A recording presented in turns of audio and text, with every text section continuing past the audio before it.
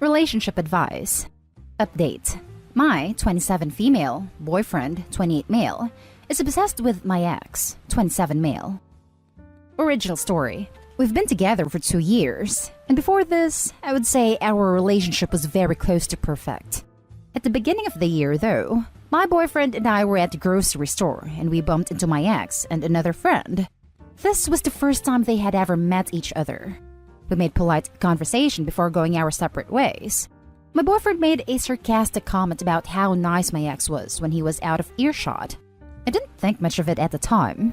A few weeks after this, I noticed he was on my ex's Facebook page. When I asked him what he was doing, he shrugged it off and said he was curious because he saw my ex had commented in Luke's, a mutual friend of ours and my ex's, post. His sis friended him on there and claimed my ex was the one to initiate it. He's followed him on Instagram and Twitter too. He comments on a lot of his posts too, but my ex rarely comes back. He also somehow got Luke to invite him to my ex and his friends' weekly, virtual hangouts. I mentioned I found it weird that they were hanging out, but he dismissed it and said it wasn't a big deal. He's also started talking about changing his career path to what my ex is doing, and makes snide comments about if his dad paid his way for him, he would take me on fancy trips too. He's also become incredibly passive-aggressive towards me, and makes comments about how if my ex didn't move abroad for a few years, we probably would never have dated. If I say no to anything, including intercourse, he comments about how he bets I wouldn't say no if my ex was the one asking. He also got really sulky when he realized I still had a gift my ex gave me. Yesterday, we had a massive fight over it, because I wanted to spend time together, but he ditched me to go hang out with my ex. I got so upset, I told him he might as well date my ex instead. I don't really know what to do now. He's giving me the silent treatment, and I heard him tell my ex what I said, which is really humiliating. What can I do to make him stop hanging out with my ex? Now for the top advice before reading the update. If you want to be so much like my ex, I'll just break up with you too. Red flags all around. It sounds like your guy is deeply insecure and channeling that insecurity into loathing. He's already taking it out on you, manipulating you, pressuring you in the bedroom, even attempting to turn your seemingly amicable ex on you. He's pushing your boundaries, and his demands are impossible. Nothing you do will fix his insecurity, and so he will continue to lash out and demean you. I know, because I have been there. This relationship sounds nothing close to perfect. I sincerely hope you distance yourself from him and get some perspective. Best of luck. Hey, so you mentioned that your relationship was close to perfect before this, but considering this started nearly a year ago, this new dynamic characterizes almost half of your 2 years together. Sounds a lot like he had on a honeymoon period mask and has now revealed his true colors. Sorry, but I don't think getting your boyfriend to stop hanging out with your ex solves your problem. Your current boyfriend has serious issues and is demonstrating a willingness to try to build himself up by tearing you down. He also is apparently pretty manipulative and controlling. So many red flags. He's managed to make you rethink ever saying no to him because you're trying to avoid a manufactured fight in which he compares himself to your ex. He sulks to get his way. He guilts you to get his way by saying you probably wouldn't say no to your ex. Passive-aggressive, etc. It appears he's testing your boundaries to figure out what emotional manipulation he can apply to get his way. He's punishing you by weaponizing things you say while discussing your relationship with him and telling them to others to shame you and make you less likely to advocate for yourself later. Kind of sounds like he's trying to make you jealous to prove you love him more, possibly stemming from insecurity, but could be more malintentioned than that. Constant testing of affection is not a great strategy for longevity. He's insincere.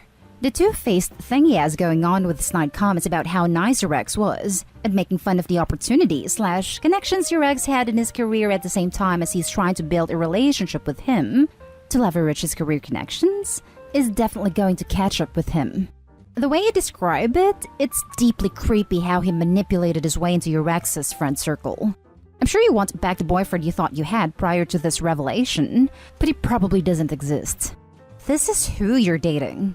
Even if you get him to stop hanging out with your ex, he's demonstrated how he interacts in relationships once he's made it to the comfort level.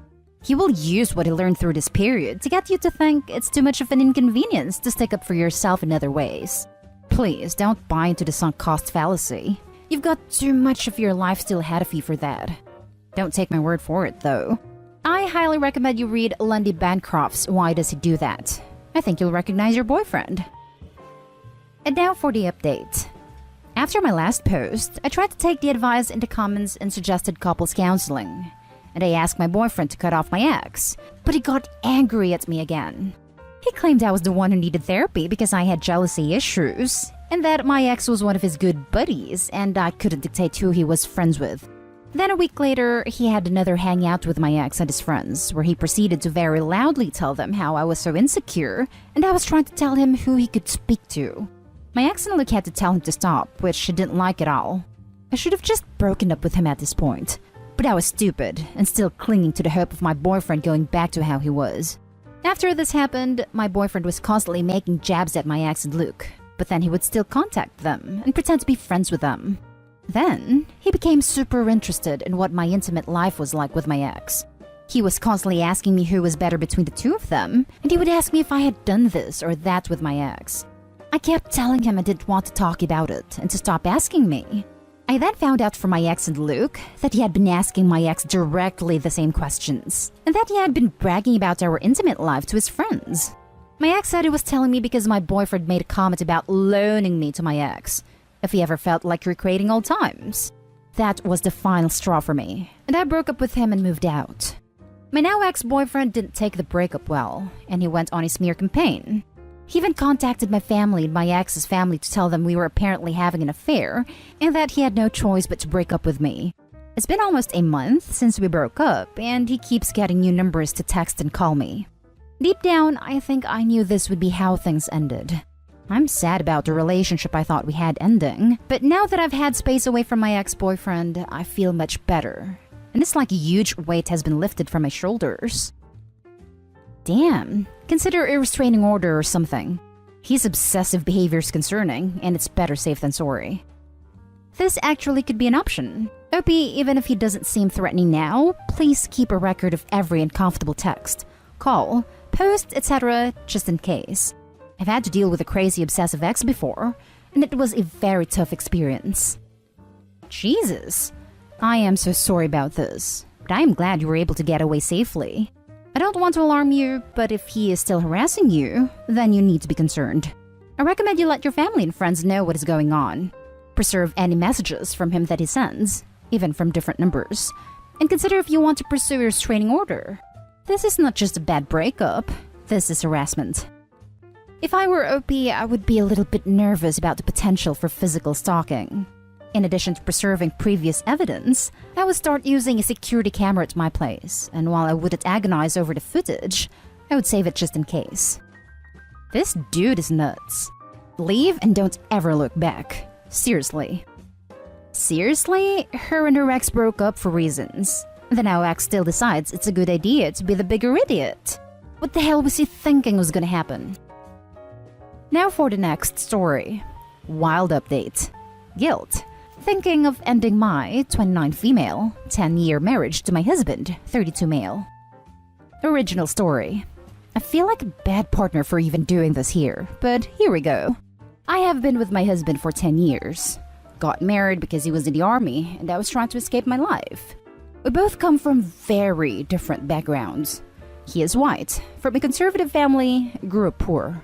I'm black, grew up rich, from a liberal/educated family. It was very much a poor little rich girl running away with the boy from the wrong side of the tracks. I'm not the easiest person to live with. I am very career-driven and my job is my life. I love what I do and work in an industry that takes me away from home with weird hours. I'm not a super affectionate person as it's hard for me to share my feelings, cuddle, etc. I'm never going to be the woman that leaves her husband cutesy sticky notes and love letters. My husband is a good man. He's supportive of what I do, but I'm starting to think we can't give each other what we need. Example, my husband is a very sensitive guy. He also struggles with depression. He loves me more than anything in the world, but expects me to take on all the burdens when he can't. He lost his job 2 months ago. At the same time, I transitioned into a director-level role with a new organization for the first time. He's never done much of the household work, but I asked him to pick up the slack since he's unemployed. He hasn't. Literally sleeps all day. Applies to jobs here/there, but is mostly depressed in bed. I do all the finances, all the housework, most of the cooking. I told him last night that I feel like I take care of him, but he doesn't take care of me/himself. I mentioned splitting the savings to separate. We are both in therapy, separate, and he wants to commit to trying to work things out until the end of the year. I agreed. This morning, he went and bought me coffee, which was sweet, but immediately fell asleep. Even now, he's in the bed snoring. Part of me is over this. I don't want to be with someone else. We've been together for so long. Is it wrong that I'm afraid of losing this investment? I would love to have kids with my husband, but I don't want to bring them into chaos.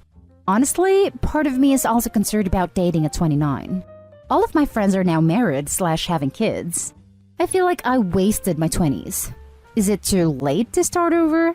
I also know my husband would not take separating sitting down, and I'm afraid of breaking his heart. I don't know, Reddit. Help me out. Now for the top advice before reading the update. It sounds like your husband is in a real deep depression, and it's getting to you. Losing a job can be really hard on a person. I think considering divorce or separation after just 2 months of unemployment during a time when unemployment has been at its worst in nearly a century seems rather drastic. You've been together nearly a decade. Give him at least a few more months to get his life back on track. I really think times like this are when antidepressants medications can be really helpful in returning life circumstances back to normal. I hope you both will be doing better soon. You kinda lost me here. Is there more to this story? Does he have a long history of unemployment? You've been together for 10 years, and your breaking point is 2 months into your husband having what is clearly a depressive episode that he needs professional help with? If you want to leave for whatever reason, you have absolutely every right to leave. But if you love this man and want to stay, you should be trying to help lift him out of his emotional state, rather than just calling it a day because things aren't exactly how you would like right now. Finally, a good comment. It's as if people just expect perfection. Depression doesn't just last 2 months, and he's your husband. Help him. You should leave because honestly, I think your husband can do better. He's clearly going through a depressive period. And instead of being worried or concerned for his health, they were worried of him not having a job during a pandemic. You made no mention of couples counseling. So you decided, without even trying to save your marriage, that you want to end it. So end it. Give this poor man the freedom to find someone who will love him in sickness and health. Edit. I have to say, I reread your post. And the more I read it, the more I find little to like. You are upset your husband went to sleep after getting you coffee. But you yourself admit to not being cutesy. You sound like someone who needs attention but can't give it. He's been depressed our entire marriage. He has been in inpatient treatment. He has been on medication. We have done couples therapy. I gave him 2 whole years once he got out of the military to readjust. I just took a job trying to work on police reform with a bunch of cops.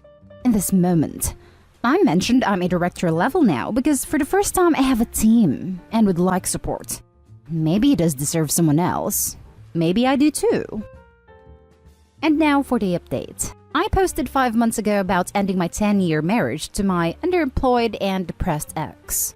I had a lot of guilt at the time and wrote a self-deprecating post and got roasted. Lol. Looking back at the post now, I really was going out of my way to paint my ex in a good light. I was in love with him. I still have so much love for him after a decade and tried to protect him. I did take some advice that I got and did a collateral visit with my now ex's therapist that same week. And that meeting is when the crap hit the fan. Through the conversation with the therapist, I found out my ex has borderline personality disorder. The therapist asked me how I was coping with that news. Apparently my ex told his therapist that he had told me. A lie.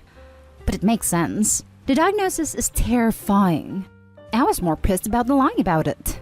Not telling your wife for 10 years that you have BPD was the last straw for me. We got into it after my session ended. Surprise, surprise, and everything started spilling out. Here are some things I found out during that final spat. He probably, definitely, cheated on me multiple times. He might have a 13-year-old child and never bothered to get a paternity test. He has a bunch of adult tapes of us that I did not consent to. which she threatened to leak. My entire world became undone at that moment, and I felt like I was looking at a stranger. I was honestly terrified of him after this was all disclosed. I packed up my stuff that day and left. Filed for divorce in January, and I just moved into my own place. I got a lot of crap on my original post. I was called gold digger, shallow, etc.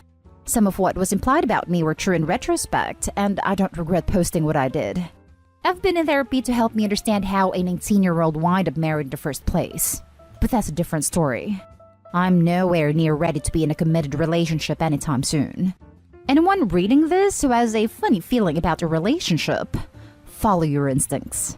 Maybe it's nothing, but it might also be everything. Now for closing comments. I was called gold digger. This is particularly hilarious because it sounds like you were the one paying the bills. Good lord. Thank God you got away from this dude. Literally, anytime a woman is deemed insufficiently supportive of a sad/angry partner, there will be at least one comment implying, or outright stating, that she sees him as nothing more than a meal ticket, regardless of their actual financial situation. A lot of people out there who are very quick to throw that accusations around. Can't dig for gold you don't have. I love when people say dumb stuff like that. Like, unless you're secretly a millionaire coming into inheritance, you'll have to miss me with that $50,000 salary. That's more like copper digging. I'm so sorry this happened to you. You did the right thing by getting out, and I wish you the best. Threatening to leak an adult tape is just so unbelievably low and abusive to you. Personality disorder or not? Pretty sure threatening to leak a tape is also illegal, especially if it was recorded without a party's consent. Just wanted to say, BPD isn't a terrifying diagnosis and doesn't make someone evil or bad. Your ex-husband is evil and bad and just also happens to have a personality disorder. I'm really glad that you got out, and I wish you happiness and healthy relationships going forward. I have BPD, and it made me sad to read that in her post. Thank you for saying this. I see what you're saying. I don't think I worded what I was trying to say correctly.